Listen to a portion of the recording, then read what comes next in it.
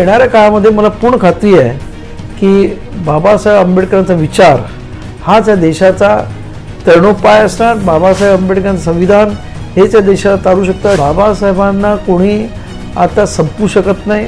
बाबासाहेब आंबेडकरांचं न भूतो न भविष्यती असं स्मारक भोईवाडा या ठिकाणी बौद्ध जन पंचायत समितीतर्फे होणार आहे.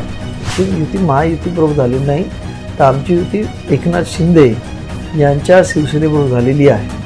आणि त्यांना आम्ही सांगितलं तुमच्या वाटेला जे काही आहे त्याच्यातून 10% आम्हाला द्यावं अशी आमची अपेक्षा आहे त्यांच्याकडून, आणि ते त्यांनी मान्य केलेलं आहे. मला पुन्हा खात्री आहे की येणाऱ्या काळामध्ये या संपूर्ण एकंदरीत आम्ही केलेल्या या युतीचा फायदा समाजाला झाल्याशिवाय राहणार नाही. देशातलं एक ऊर्जास्थळ, शक्तीस्थळ आणि प्रेरणास्थळ म्हणून ज्या स्थळाला ओळखलं जातं अशा आंबेडकर भवनमध्ये मी या ठिकाणी आहे. आणि आपल्याशी बातचीत करण्यासाठी रिपब्लिकन सेनेचे सरसेनानी तथा इंदू मिलच्या लढ्याचे प्रणेते आणि बौद्धजन पंचायत समितीचे सभापती आणि पीपल्स एज्युकेशन सोसायटीचे चेअरमन आणि डॉक्टर बाबासाहेब आंबेडकर या महामानवाचे नातू अनुराज आंबेडकर सर आपल्यासोबत या ठिकाणी जोडलेले आहेत. सर काय सांगाल? तुमच्या सर्व प्रेक्षकांना मी क्रांतिकारी जय भीम करतो आणि तुमच्या चॅनेलला तो अजून पुढे जावा आणि मोठा चॅनल व्हावा अशी सदिच्छा व्यक्त करतो. सर काय सांगाल, आपण आता सध्या जे निवडणुकांचं वारं महाराष्ट्रामध्ये वाहू लागलेलं आहे आणि संपूर्णतः रणधुमाळी देखील काही दिवसांमध्ये सुरू होणार आहे. रिपब्लिकन सेना देखील राजकीय भूमिकेमध्ये आहे. स्थानिक स्वराज्य संस्थांच्या ज्या निवडणुका आहेत त्या स्थानिक स्वराज्य संस्थांमध्ये रिपब्लिकन सेनेची नेमकी भूमिका काय असणार आहे? रिपब्लिकन सेना आत्तापर्यंत ॲक्टिव्ह पॉलिटिक्समध्ये नव्हती. आमचे उमेदवार वगैरे फारसे उभे कधी राहिले नाहीत.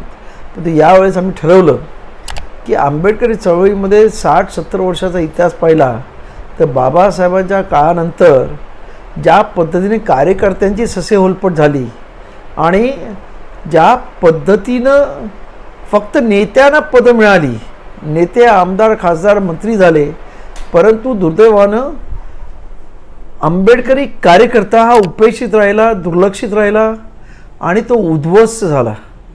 आणि ह्याला जवळजवळ 60-70 वर्ष राहिली. आणि त्यानंतर मी असं ठरवलं की हे जे चाललेलं आहे, जी आंबेडकरी चळवळ चालते ती नेत्यांमुळे चालत नाही तर कार्यकर्त्यांमुळे चालते. आणि त्या कार्यकर्त्याला सक्षम कळलं पाहिजे, कार्यकर्ता त्याच्या पायावरती उभा राहिला पाहिजे, तर खऱ्या अर्थानं आंबेडकर चळवळ गतिमान होईल. आणि त्यामुळं आम्ही यावेळेस लोकसभा आणि विधानसभेच्या ह्या इलेक्शन संपल्यानंतर असं ठरवलं की स्थानिक स्वराज्य संस्थेमध्ये आपण कोणाशी तरी युती करायची आणि कार्यकर्त्यांना खऱ्या अर्थाने या सत्तेमध्ये त्यांना म्हणजे ZP, पंचायत समिती, नगरपालिका, महानगरपालिकेमध्ये आंबेडकरी चळवळीचे कार्यकर्ते जास्तीत जास्त कसे पोचतील या दृष्टिकोनातून एक विचारपूर्वक रिपब्लिकन सेनेच्या कोर कमिटीमध्ये विचार करण्यात आला आणि कोण आपल्याला न्याय देऊ शकेल अशा पद्धतीची चर्चा झाली. आणि त्यानंतर असं ठरवण्यात आलं की एकनाथ शिंदे जे हाडाचे कार्यकर्ते आहेत आणि खालून वरती आलेले कार्यकर्त्यांचे सुखदुःख ओळखतात आणि त्यामुळे आपण सुद्धा हे कार्यकर्त्यांसाठी करत आहोत, म्हणून त्यांच्या पक्षाबरोबर युती करायचं असं आम्ही ठरवलं. आणि त्या पद्धतीने आमच्या चर्चा झाल्या आणि 16 जुलै 2025 रोजी आम्ही दोघांनी मिळून युतीची घोषणा केली. त्यांना आम्ही सांगितलेलं की आम्हाला तुम्हाला जे काही सत्तेमध्ये सहभाग मिळेल, स्थानिक स्वराज्य संस्थांमध्ये जे काही तुमच्याकडे जे काही मतदारसंघ आणि इतर असतील त्यातले 10% तरी आमच्या लोकांना रिपब्लिकन सेनेच्या द्या. आणि त्याबाबत त्यांनी म्हटलेलं आहे की आम्ही पॉझिटिव्ह आहोत, फक्त तुमचे उमेदवार हे निवडणुकीच्या रिंगणात जिंकणारे असले पाहिजे, तेवढी एक कंडिशन त्यांनी घातलेली आहे. तर त्यामुळं आज मला असं वाटतं आहे की आंबेडकर चळवळीतला कार्यकर्ता हा एका म्हणजे सत्तेच्या दिशेने चाललेला आहे. इतके वर्ष त्याला उपेक्षित ठेवण्यात आलेलं आहे, त्याला कुठेतरी सत्तेचं आशास्थान म्हणजे मिळेल असं आशा वाटते. आणि त्यामुळे आपण पाहत असाल की रिपब्लिकन सेनेच्या या ऑफिसमध्ये दर दिवशी प्रचंड लोक येत आहेत आणि वेगवेगळ्या गटातटाची सर्व मंडळी रिपब्लिकन सेनेमध्ये मोठ्या प्रमाणामध्ये सामील होत आहेत. आणि एक आंबेडकरी चळवळ एका भक्कम पायावर आता उभी राहते असं एक चित्र या आमच्या युतीच्या एकंदरीत घोषणेनंतर दिसतंय. कार्यकर्त्यांना आशा वाटायला लागली आशावादी चित्र संपूर्ण समाजामध्ये निर्माण झालेलं आहे. आणि मला वाटतं की येत्या या निवडणुकांमध्ये स्थानिक स्वराज्य संस्थांच्या एक चांगल्या प्रकारचा रिझल्ट आंबेडकर चळवळीला मिळेल अशी अपेक्षा आहे. सर, मुंबई, पुणे आणि ठाणे असेल या महानगरपालिका आहेत आणि महाराष्ट्रातल्या एकूणच ज्या महानगरपालिका आहेत त्यांच्यामध्ये रिपब्लिकन सेना कशा पद्धतीनं आपलं अस्तित्व दाखवणार आहे आणि ही जी लढत आहे ती प्रामुख्याने महायुती विरुद्ध महाविकास आघाडी अशी होणार आहे. रिपब्लिकन सेनेचं या निवडणुकीमध्ये काय स्थान असेल? महायुतीच्या नेत्यांसोबत काही आपली चर्चा झाली का? कशा पद्धतीनं जागा वाटपाचा काही फॉर्म्युला ठरलाय का? बघा, आमची युती ही एकनाथ शिंदेंबरोबर झालेली आहे. आमची युती पहिल्यांदा लक्षात घ्या, आमची युती महायुतीबरोबर झालेली नाही, तर आमची युती एकनाथ शिंदे यांच्या शिवसेनेबरोबर झालेली आहे. आणि त्यांना आम्ही सांगितले तुमच्या वाटेला जे काही त्याच्यातलं 10% आम्हाला द्यावं अशी आमची अपेक्षा आहे त्यांच्याकडून, आणि ते त्यांनी मान्य केलेलं आहे. त्यामुळं आणि एकंदरीत सध्याचं राजकारणाचा रागरंग पाहता महानगरपालिकांमध्ये झाली तर म्हणजे यांची युती होईल, नाही तर हे सर्व स्वतंत्र लढतील आणि नंतर परत इलेक्शन झाल्यानंतर एकत्र येतील अशी परिस्थिती आहे. त्यामुळे काय होते ते बघू आणि त्या पद्धतीने इलेक्शनमध्ये आम्हाला त्या पद्धतीने युतीमध्ये आम्ही आमच्या सीट सोडून देऊ. शिवसेनेचे जे नेते आहेत एकनाथ शिंदे यांच्यासोबत आपण या ठिकाणी युती केलेली आहे, गठबंधन केलेलं आहे. भविष्याच्या काळामध्ये आज जर आपण स्थिती बघितली तर महाराष्ट्रभर आपण त्या ठिकाणी फिरता बहुजन समाजाचा, आंबेडकरी समाजाचा पाठिंबा आहे की कशा पद्धतीनं तुम्हाला सकारात्मक प्रतिसाद मिळतोय? काय अनुभव आहे जनतेमध्ये आपण गेल्यानंतर? तुम्हाला कशा पद्धतीचा प्रतिसाद महाराष्ट्रभरामध्ये मिळतोय लोकांमध्ये? मी तुम्हाला तेच मग सांगितलं की या इथे दररोज वेगवेगळ्या गटातटाची माणसं, वेगवेगळ्या समाजातली माणसं दररोज इथे येऊन रिपब्लिकन सेनेमध्ये सामील होत आहेत. आज कुठेतरी निष्प्रभ झालेला किंवा बिचारा आत्तापर्यंत दुर्लक्षित राहिलेला आणि आपलं आता पुढे काही अस्तित्व निर्माण होऊ शकत नाही अशी एक मनामध्ये खंत निर्माण झालेला असा कार्यकर्ता आज पहिल्यांदा इथं उभारी आलेली आहे. त्याच्या मानसिकता त्याची बदललेली आहे की आपण सुद्धा आता सत्तेमध्ये जाऊ शकतो, आणि त्यामुळं तो अत्यंत जोमानं कामाला लागलेला आहे. स्थानिक लेवलला आंबेडकरी समाजाला सुद्धा तो जाऊन सांगतोय, आणि त्यामुळे आंबेडकरी समाजामध्ये आलेलं नैराश्य, कुठेतरी आपल्या आमदार नाही, खासदार नाही अशी जी काही परिस्थिती होती, आणि त्यामुळं एक नैराश्य आंबेडकर चळवळी आलं होतं ते कुठेतरी हटलेलं आहे. आणि आंबेडकरी समाज आता गतिमान होतो आहे आणि तो म्हणतो नाही, आम्हाला इतके वर्ष आजपर्यंत उपेक्षित राहिलो आहे, आज आम्ही सत्तेपर्यंत जाऊ शकतो. हा आशावाद या आंबेडकरी समाजामध्ये निर्माण झालेला आहे आणि त्याचा उपयोग आज लोक आमच्याकडे भरभरून येत आहेत. सर, मुंबईमध्ये जर आपण बघितलं तर मुंबई असेल, पुणे असेल किंवा नागपूरसारखी जी महानगरं आहेत, मोठ्या बिग सिटी आहेत, तिथं जर आपण बघितलं तर जागा जी आहे ती इंच जागेला सोन्याचा भाव आहे. अशी परिस्थिती असताना आपण मुंबईसारख्या राजधानीमध्ये इंदू मिलचं 12.5 अधिक एकर जागा जी आहे ती आपल्या ताब्यात मिळवलेली आहे, आणि त्या ठिकाणी जो आपण लढा दिला तो जगाच्या एका इतिहासाच्या पानांमध्ये सुवर्ण अक्षरांनी कोरला गेलेला आहे. इंदू मिल या ठिकाणी मोठ्या प्रमाणावर भव्य दिव्य असं डॉक्टर बाबासाहेब आंबेडकरांचं स्मारक होईल, आणि डॉक्टर बाबासाहेब आंबेडकरांच्या दृष्टीने किंवा त्यांच्या संकल्पनेतील जे इन्स्टिट्यूट असेल किंवा येथून IPS IAS अधिकारी तयार व्हावेत किंवा उच्च शिक्षित मुलं या ठिकाणातून घडावीत, मोठं वाचनालय असावं, ग्रंथालय असावं, हे बाबासाहेबांना अभिप्रेत असलेले कोणकोणते या ठिकाणी प्रोजेक्ट त्या ठिकाणी केले जाणार आहेत. आणि इंदू मिलचा जो डॉक्टर बाबासाहेब आंबेडकरांचा जो पुतळा आहे त्या पुतळ्यासंबंधीची जी आत्ताची स्थिती आहे ती काय आहे? काम पुढं जात आहे, महायुती हे काम पुढं नेत आहे की महाविकास आघाडीच्या काळामध्ये याला गती होती? नाही, आता महायुतीने खऱ्या अर्थाने हे काम अत्यंत पुढे नेलेलं आहे. आपण सर्व पाहिलं असेल, मध्यंतरीच्या काळामध्ये मी स्वतः तिथे व्हिजिट दिलेली आहे, आणि जवळजवळ ते याचं म्हणजे ज्याला आपण कन्स्ट्रक्शन काम म्हणतो ते 80 ते 90% संपूर्ण झालेलं आहे. फक्त पुतळ्याचं काम, जे महत्त्वाचा पुतळा 350 फुटाचा तो पुतळा आहे आणि 100 फुटाचा त्याचं चबुतरा आहे, आणि त्या चबुतऱ्याच्या आतमध्येच तिथे लायब्ररीसुद्धा असणार आहे अशी संकल्पना आहे त्या. आणि ते बघण्यासाठी म्हणून जे काय मोठं असं एक ज्याला आपण म्हणता की प्रदक्षिणा घालून बघण्याचं जे काही तिथे ठेवलेलं आहे, तर हे सर्व एक अत्यंत मोठं काम आहे.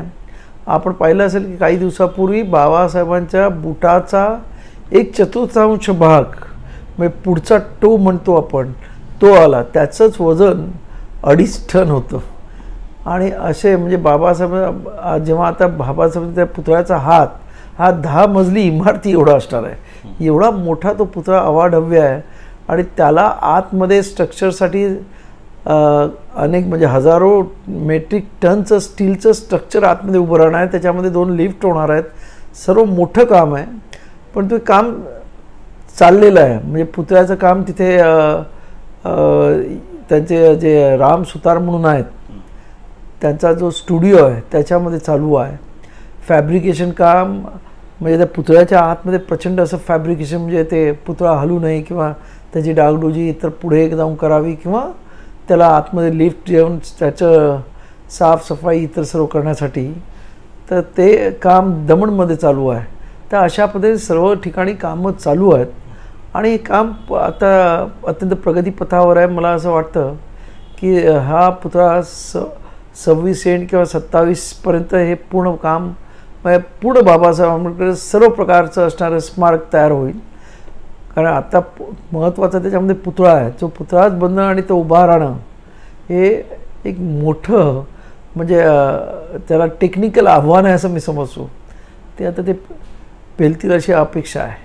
सर, बौद्धजन पंचायत समितीच्या सभापती पदावर आपण आहात. राज्य आणि देशामध्ये बौद्धजन पंचायत समिती जी आहे ती त्याच्या कार्यकक्षा आणि शाखा देखील विस्तारत आहेत. अशा परिस्थितीमध्ये जर बघितलं तर बौद्धजन पंचायत समितीच्या माध्यमातून धम्मकार्य असेल, आंबेडकरी चळवळीचं जे क्रांतिकार्य असेल, प्रेरणादायी कार्य असेल, परिवर्तनवादी आणि पुरोगामी विचार आहे, तो कशा पद्धतीनं जगभरामध्ये, देशभरामध्ये, राज्यभरामध्ये हळूहळू विस्तारत आहे? कोणत्या टप्प्यावर आता बौद्धजन पंचायत समिती आहे? बौद्धजन पंचायत समितीने आता काट टाकली असं म्हणायला पाहिजे. आज आमच्या मुंबईमध्ये 900 शाखा आहेत आणि कोकणामध्ये वगैरे सर्व धरून 3000 शाखा आहेत. खास करून हे कोकणाची ही ऑर्गनायझेशन आहे आणि त्यामुळं कोकणामध्ये प्रत्येक माणूस मुंबईत आला कोकणातला की तो पहिल्यांदा बौद्धजन पंचायत समिती कुठे आहे ते शोधतो आणि तिथे मेंबर होतो, अशी परिस्थिती आहे. तर त्यामुळं बौद्धजन पंचायत समितीचं आज स्वतःचं 7 माळ्याचं आम्ही स्वतःच्या हिमतीच्या कष्टाच्या पैशातून 7 माळ्याची इमारत, आज त्याचं कन्स्ट्रक्शन जवळपास कंप्लीट झालेलं आहे. आता इंटिरियरचं काम राहिलेलं आहे. त्यासाठी सरकारला आम्ही सांगितलं, आमच्या लोकांनी जवळपास 10 कोटी रुपये या संपूर्ण इमारतीसाठी या बौद्धजन पंचायत समितीच्या सभासदांनी जमा केले आणि संस्थेला दिलेत. आणि पुढच्या कामासाठी आम्ही सरकारकडून मदत मागितलेली आहे आणि सरकारने सुद्धा 15,27,00,000चा GR काढलेला आहे. आणि त्यामुळे हे वातानुकूलित असं 7 माळ्याचं बाबासाहेब आंबेडकरांचं न भूतो न भविष्यती असं स्मारक भोईवाडा या ठिकाणी बौद्धजन पंचायत समितीतर्फे होणार आहे.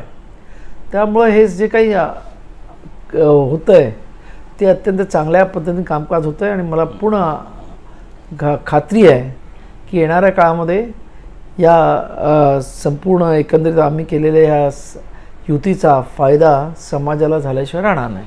सर, राज्यामध्ये आणि देशामध्ये जर आपण बघितलं तर भाजप हे केंद्रात आणि राज्यामध्ये सत्तेवर आहे.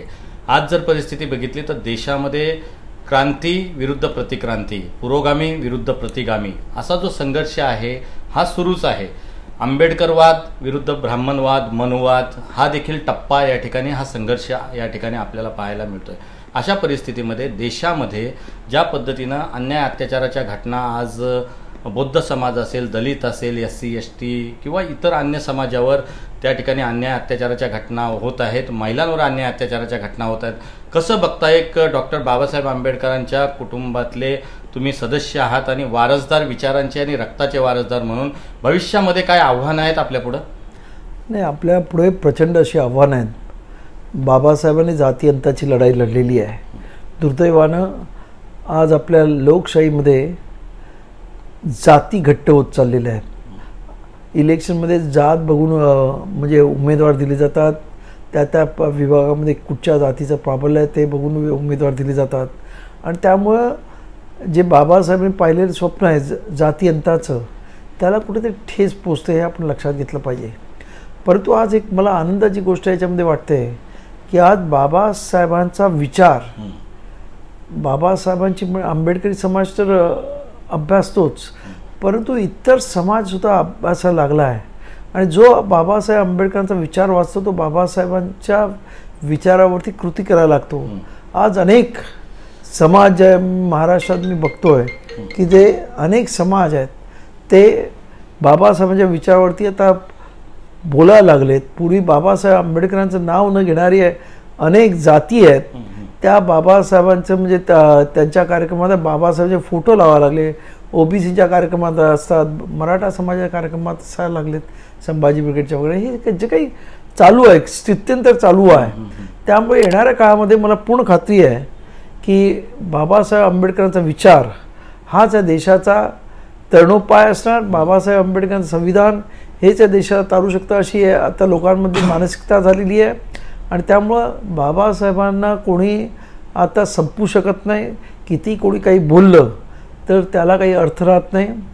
परंतु आज माझं असं म्हणणं आहे की बाबासाहेब आंबेडकरांचा विचार जर आपल्या अति जोरात आणि अत्यंत प्रबळ पद्धतीने न्यायचा असेल तर बाबासाहेब निर्माण केलेल्या ज्या संघटना आहेत, मग ते आमची बौद्ध जनपंचायत समिती असेल किंवा पीपल एज्युकेशन सोसायटी खास शिक्षणासाठी, ज्याच्यामुळं आंबेडकरी समाजामध्ये एक शैक्षणिक क्रांती झाली ज्या संस्थेमुळं, त्या संस्थेला सुद्धा आता सरकारमधून आपण पाहिलं असेल की 500 कोटी रुपये देण्याचं आश्वासन मिळालेलं आहे. आणि दरवर्षी 100 कोटी रुपये या संस्थेच्या वेगळ्या शैक्षणिक संकुलावर खर्च करण्याचं सरकारने ठरवलेलं आहे. याच्यामुळं काय होईल की याच्यामुळं या जे SC ST OBC मधली जी मुलं आहेत, जे बाबासाहेबांची अपेक्षा होती की ज्या आत्तापर्यंत शिक्षणापासून दूर आहेत, त्यांना जास्तीत जास्त शिक्षणाच्या या संकुलामध्ये आणून त्यांना शिक्षणाद्वारे पदवीधर उच्च पदवीधर करायचं आणि त्यांना खऱ्या अर्थाने बाबासाहेबांचा विचार त्यांच्या डोक्यामध्ये समजून सांगायचा. आणि एकदा बाबासाहेबांचा विचार पटला तर तो माणूस आयुष्यभर बाबासाहेबांच्या विचारापासून ढळत नाही. ही एकंदरीत मी आत्तापर्यंत ऑब्झर्व केलं ते पाहिलेलं आहे. सर, या देशामध्ये खाजगीकरण, उदात्तीकरण, जागतिकीकरणाचा विस्तार एका बाजूला होत आहे आणि देशातील सर्वसामान्य जनता दुसऱ्या बाजूला आहे. जे उद्योगपती आहेत ते अधिक उद्योगपती किंवा गरीब अधिक गरीब, श्रीमंत अधिक श्रीमंत, ही दरी जी आहे, आर्थिक विषमता जी या देशामध्ये आहे, ज्या सामाजिक विषमता बाबासाहेबांच्या काळापासून चालत आलेली विषमता आजही काही टप्प्यामध्ये दिसून येते. कुठं समानता झालेली आहे असं आपल्याला म्हणता येणार नाही. आर्थिक विषमता देखील एक दुसऱ्या बाजूला डोकं वर काढत आहे. आणि अशा परिस्थितीमध्ये सर्वसामान्य जनता आहे, त्याचे जे प्रश्न आहेत, त्याच्यावर अन्याय अत्याचार होण्याच्या घटनांसहित जर आपण बघितलं तर रोजगाराच्या समस्या आहेत, मूलभूत सामाजिक त्याचे जे प्रश्न आहेत, त्याला या ठिकाणी न्याय मिळतोय का? देशातलं आणि राज्याचं जे सरकार आहे ते कशा पद्धतीनं सर्वसामान्य जनता, आज जर बघितलं तर समाजामधले प्रत्येक समाज घटक जो आहे तो आपल्या न्याय हक्कासाठी संविधानिक मूल्य हातात घेऊन त्या ठिकाणी लढा उभारताना दिसतोय. प्रत्येक घटक त्याच्यामध्ये असंतोष आहे, वेगवेगळ्या कारणानं तो दुखावलेला आहे. सरकारकडून त्याच्या ज्या अपेक्षा आहेत त्या पूर्णत्वास येत नाहीत. अशी परिस्थिती एकूणच या लोकशाही साम्राज्यामध्ये दिसून येते. कसं बघता सरकारची कामगिरी? केंद्र आणि राज्य सरकारची समाधानकारक आहे? नाही का, सरकारची कामगिरी कशी आहे याच्यापेक्षा आजची जी परिस्थिती आहे ना, की लोक जी प्रचंड भावनिक झालेली आहेत देशामधली, आणि ती धर्माच्या नावावरती राजकारण करतात. स्वतःचं ते म्हणजे स्वतःचं वेगळं जे अस्तित्व आहे की आपले जे भौतिक प्रश्न आहेत, अन्न वस्त्र निवारा, याच्यापेक्षा या देशाचं राजकारण आज धर्माभोवती फिरत चाललेलं आहे.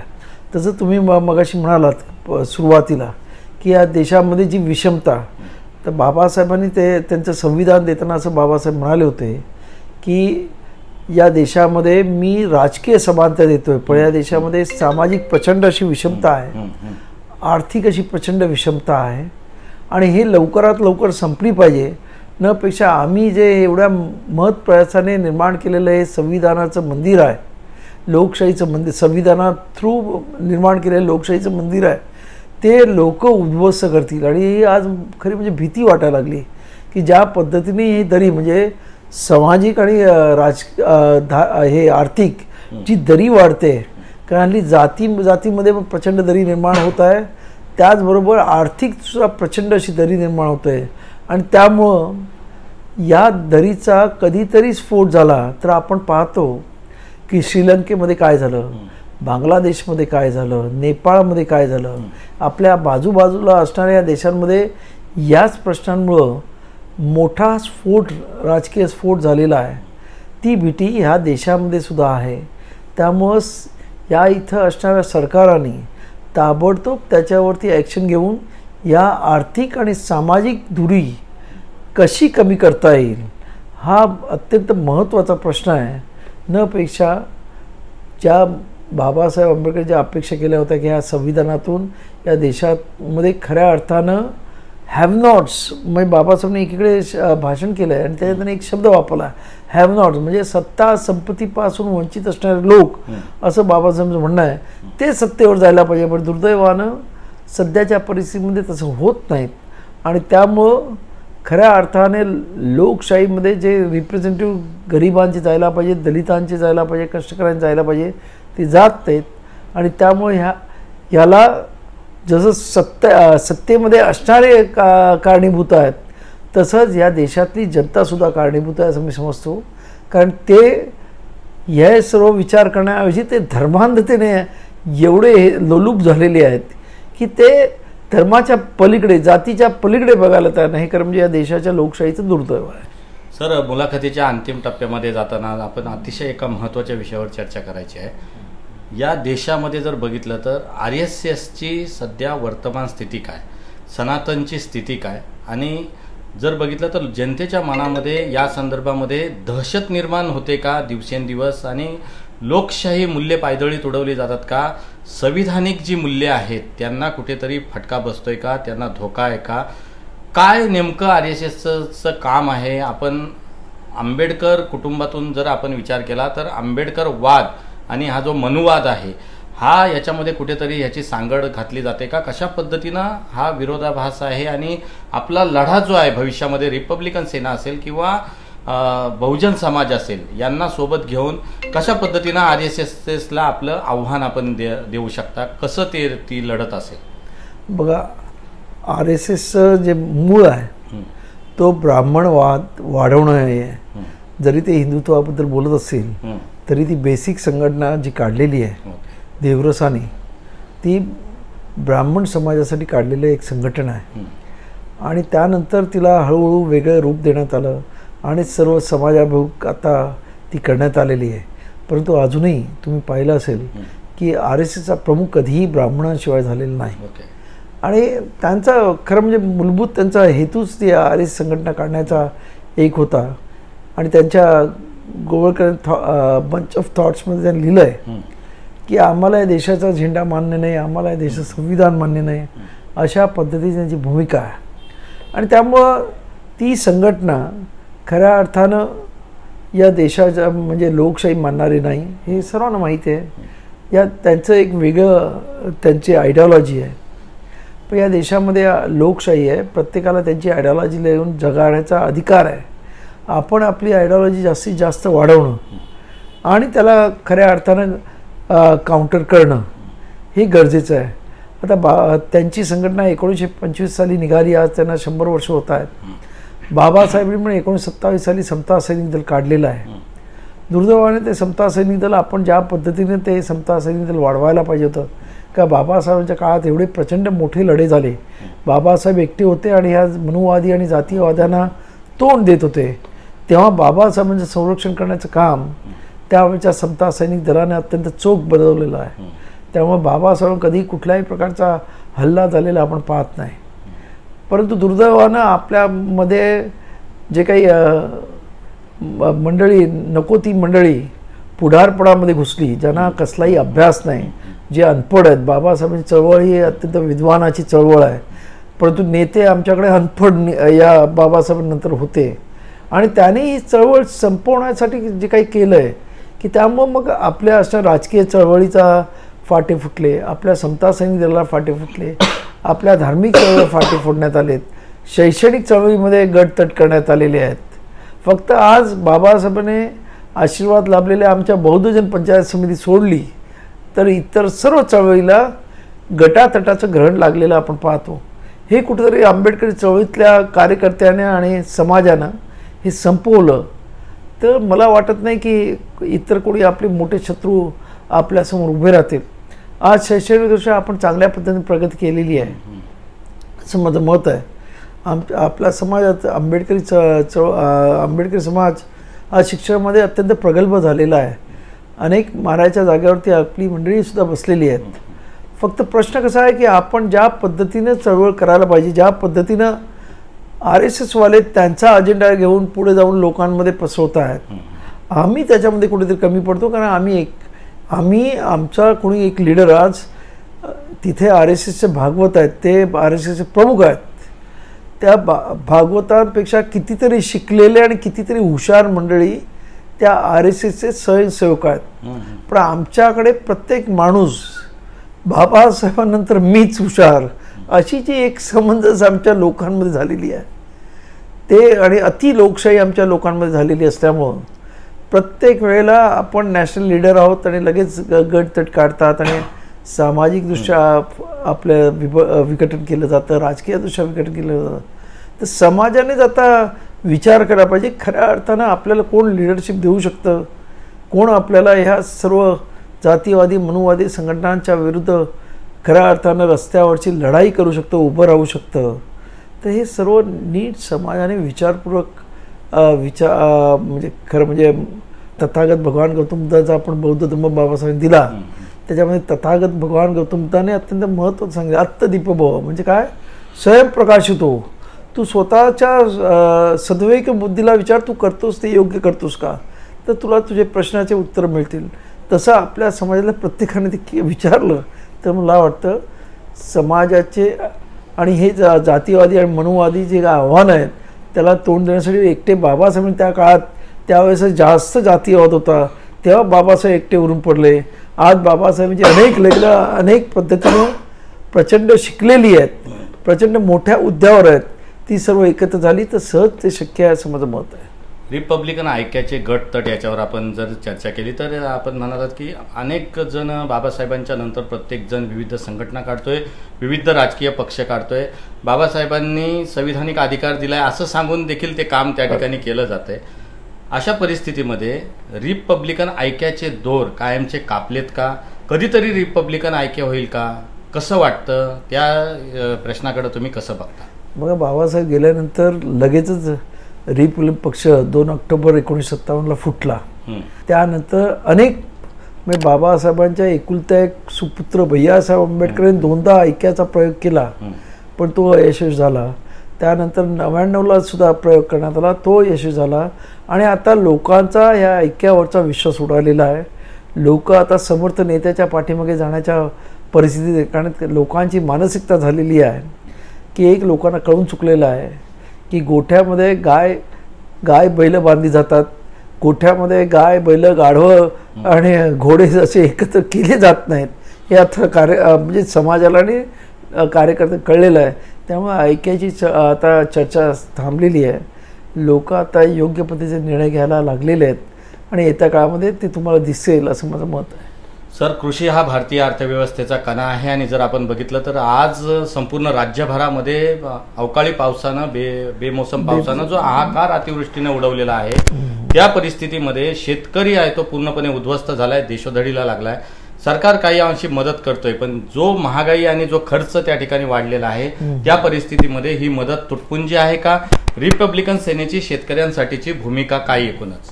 आमचं म्हणणं आहे की ओला दुष्काळ बऱ्याच ठिकाणी म्हणजे जिथे पाऊस नव्हता पडत नाही म्हणजे दुष्काळी भाग आहे अशा ठिकाणी प्रचंड पाऊस पडला. आता कोकणामध्ये सुद्धा अवकाळी आत्ता पाऊस पडला जिथे अजूनही पाऊस चालू आहे. त्यामुळे आलेली हातातली पिकं जातात, हे खरं म्हणजे दुर्दैवी आहे. त्यामुळे सरकारने, महाराष्ट्र सरकारने ज्या ज्या जिल्ह्यामध्ये अशा पद्धतीने पाऊस झाला आहे तिथे ओला दुष्काळ जाहीर करून त्या शेतकऱ्यांना मदत दिली पाहिजे. पर हेक्टरी आमचं म्हणणं आहे ₹1,00,000 मदत या शेतकऱ्याला झाली पाहिजे. ही रिपब्लिकन सेनेची भूमिका आहे. कारण आज शेतकरी जगला तर खऱ्या अर्थाने तो आपल्या सर्व लोकांचा पोशिंदा आहे, त्याला जगवणं हे सरकारचं कर्तव्य असं मी समजतो. सर, मुंबईमध्ये आणि ठाण्यामध्ये जर बघितलं तर 2 ठाकरे बंधू एकत्र आलेत. एकूणच ह्या व्यवस्थेला हादरा देण्याचं काम ठाकरेंनी या ठिकाणी केलेलं आहे. या मधल्या काळामध्ये उद्धव ठाकरे आणि राज ठाकरे हे एकत्र आलेत. मराठी माणसाच्या हक्कासाठी ते एकत्र आले असे सांगतायत. निवडणुका देखील तोंडावर आहेत. या परिस्थितीमध्ये ठाकरेंचा प्रभाव कशा पद्धतीनं या मतदारसंघावर पडेल? मुंबई असेल, ठाणे, ठाकरे काबीज करतील का? आणि रिपब्लिकन सेना देखील जर महायुतीमध्ये असेल यामध्ये तर कशा पद्धतीची भूमिका असेल? ही निवडणूक कशी होईल, कसं बघता याकडे? नाही, मी बघतोय दोघं भाऊ एकत्र झाल्यामुळं कारण आज मुंबईमध्ये मराठी टक्का किती राहिला हा महत्त्वाचा प्रश्न आहे. आज तर तुम्ही मुंबईमध्ये घर विकत घ्यायला गेल्यावर तर मराठी माणूस किंवा नॉनव्हेज खाणारा माणूस म्हणून तुम्हाला घरंसुद्धा दिली जात नाही. मोठमोठ्या बिल्डिंगांमध्ये, मोठमोठ्या टॉवर्समध्ये अशी परिस्थिती आहे. त्यामुळं खरंच ह्यांनी मराठी माणसासाठी काही केलं आहे का हा महत्त्वाचा प्रश्न आहे. त्याचबरोबर मध्यंतरीच्या काळामध्ये BSTच्या युनियनची एक इलेक्शन झालं. दोघे भाऊ एकत्र असतानासुद्धा सपाटून मार खाल्लेला आहे. या सर्व गोष्टीचा एकंदरीत हे बघता मला वाटत नाही फारसा परिणाम या एकत्र येण्यामुळे होईल. कारण त्यामुळं मग इतर जी काही आता ह्यांच्याबरोबर उबाटाबरोबर जे काही इतर म्हणजे अल्पसंख्याक वोटर्स जे त्यांना मिळाले होते ते मोठ्या प्रमाणात आणि परप्रांतीय वोट्स जे मागच्या इलेक्शनमध्ये लोकसभा आणि विधानसभेमध्ये ते मोठ्या प्रमाणात तुटल्याशिवाय राहणार नाहीत. आणि त्याचबरोबर ह्यांच्या जी काही ह्यांची युती पूर्वीची आहे उबाटा, काँग्रेस आणि राष्ट्रवादी, शरद पवार गट ही राहील का याच्यावर सुद्धा शंका निर्माण होते. आणि त्याचा परिणाम येणाऱ्या काळामध्ये आपल्याला दिसेल असं मला वाटतंय. राज्यामध्ये, देशामध्ये असं महायुतीचे नेते सांगतात की वरिष्ठ नेते देशातले, केंद्रातले सगळेच, की आता देश महासत्तेकडे चाललाय.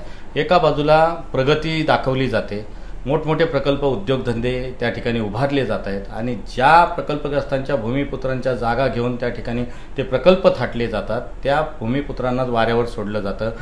बाबासाहेब आंबेडकरांनी जो जल, जमीन आणि जंगल यासाठी जो लढा दिलाय, रायगडमध्ये मोठी ऐतिहासिक क्रांती बाबासाहेबांनी केली.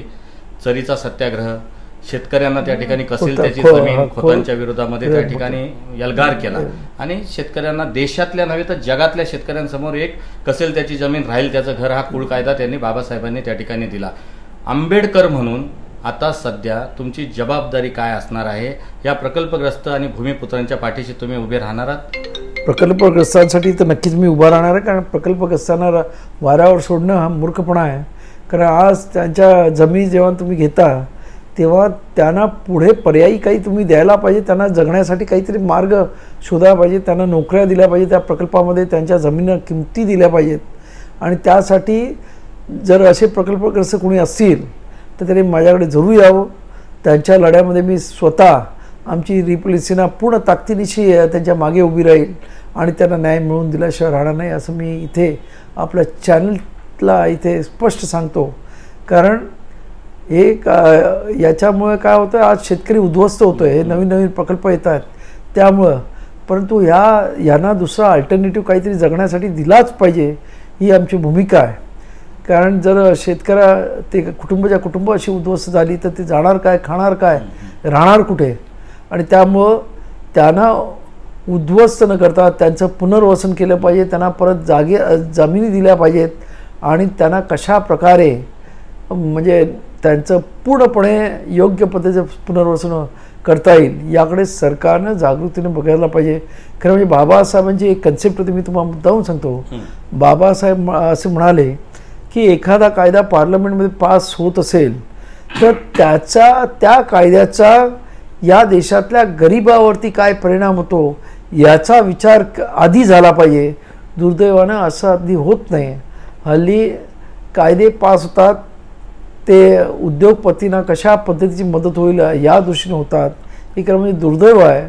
आणि हे खरं म्हणजे जनतेने जे काही आज जनार्दन जे काही करतं आहे की वोटिंगमध्ये प्रामाणिकपणे जे कार्यकर्ते रस्त्यावरची लढाई ह्या गरिबांसाठी लढतात, त्यांच्यासाठी काम करतात, त्यांच्या पाठीमागे उभं राहण्याऐवजी धनदांडग्यांच्या मागे उभं राहतात.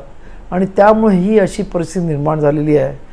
जेव्हा बाबासाहेबांनी मतदानाचा दिलेला जो अधिकार आहे, जे अत्यंत पवित्र असं हत्यार आहे, ते जर जेव्हा ही भारत देशातली जनता योग्य पद्धतीने वापरेल तेव्हा खऱ्या अर्थानं त्यांचे असणाऱ्या अडीअडचणी संपतील असं मला वाटतं. रिपब्लिकन सेना संघटनात्मकदृष्ट्या मजबूत आणि बलाढ्य होते. कार्यकक्षा आणि व्यापक स्वरूपाचं संघटन राज्य आणि देशामध्ये त्या ठिकाणी वाढताना दिसते. आपल्या नेतृत्वामध्ये ही संघटना गरुड झेप घेते, मोठी उंच भरारी घेते. अशा परिस्थितीमध्ये भविष्याच्या काळामध्ये कार्यकर्त्यांना संघटनात्मकदृष्ट्या अधिक व्यापक स्वरूपाचं काम करण्याच्या संदर्भात आपलं मोलाचं मार्गदर्शन काय असणार आहे आणि जनतेला काय आव्हान असणार आहे? शेवटचा प्रश्न. आम्ही आता सध्या कार्यकर्त्यांना अत्यंत शिस्तबद्ध पद्धतीने ग्रामीण भागापर्यंत आणि बूथ लेवलपर्यंत स्ट्रक्चर म्हणजे कसं उभं करता येईल यासाठी प्रशिक्षण देतो. आणि इलेक्शनमध्ये जेव्हा इलेक्शनला आपण उभं राहाल तेव्हा आमच्या कार्यकर्त्याकडे बूथ लेवलपासून माणसं उभी राहतील याची आम्ही काळजी घेतो आहे. आणि त्या पद्धतीनं आणि त्यातल्या त्यात आम्ही आमच्या पक्षातर्फे जो प्रामाणिक कार्यकर्ता असेल त्या प्रामाणिक कार्यकर्त्याला आंबेडकर चळवळीमध्ये खऱ्या अर्थानं सन्मान मिळवून देणं, त्याला सत्तेपर्यंत घेऊन जाणं ही आमची भूमिका असणार आहे. आणि या दृष्टीनंच आमची वाटचाल चालू आहे. मला वाटतं की येत्या इलेक्शनमधून या कार्यकर्त्यांना आम्ही न्याय देण्याचा प्रयत्न करणार आहोत. धन्यवाद सर. माझ्यासोबत होते आनंदराज आंबेडकर. आणि एकूणच आपण बघतोय की त्यांच्या अतिशय अमूल्य वेळातील वेळ, अतिशय व्यस्त त्यांच्या दिनचर्येतून त्यांनी या ठिकाणी मुलाखतीसाठी आपल्याला वेळ दिलेला आहे. आणि एकूणच या मुलाखतीमध्ये त्यांनी या राज्य आणि देशातील विविध प्रश्नांवर त्यांनी परखडपणे भाष्य केलेले आहे.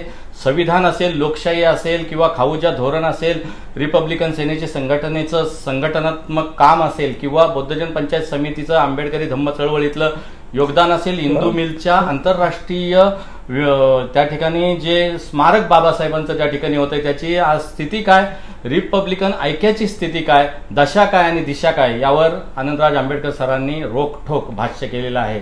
Dhammasheel Sawant, news bureau, Raigad, Konkan.